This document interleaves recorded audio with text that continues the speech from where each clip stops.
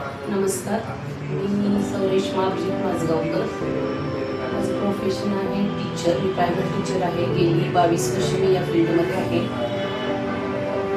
काम करत असताना बऱ्याच आव्हानांना सामोरं जावं लागतं. कधी कोणतं आव्हान समोर येईल आणि हेल्थ इश्यू किंवा आपले इकॉनॉमिकल इश्यू कधी होतील हे सांगता येत नाही.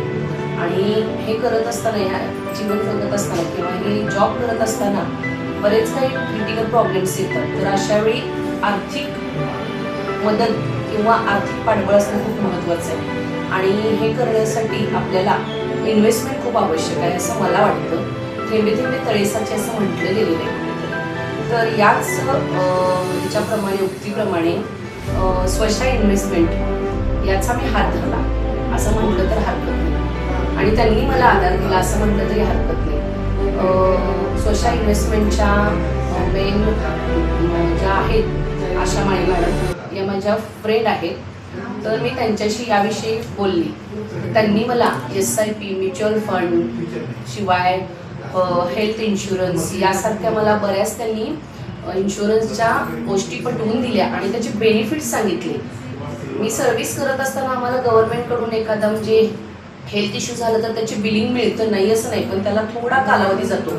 पण एवढा कालावधी जाणं म्हणजे सुद्धा आपल्याला काही वेळेला होत नाही शक्य. इमर्जन्सी आपल्याला पैशाची आवश्यकता असते. अशावेळी हेल्थसारखे इन्शुरन्स आपल्याला खरंच महत्त्वाचे आहेत. मग ते कॅशलेसमध्ये होऊ शकतात.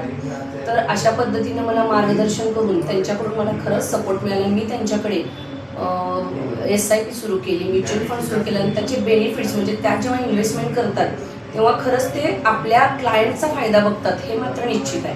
आणि हा अनुभव मला आलेला आहे.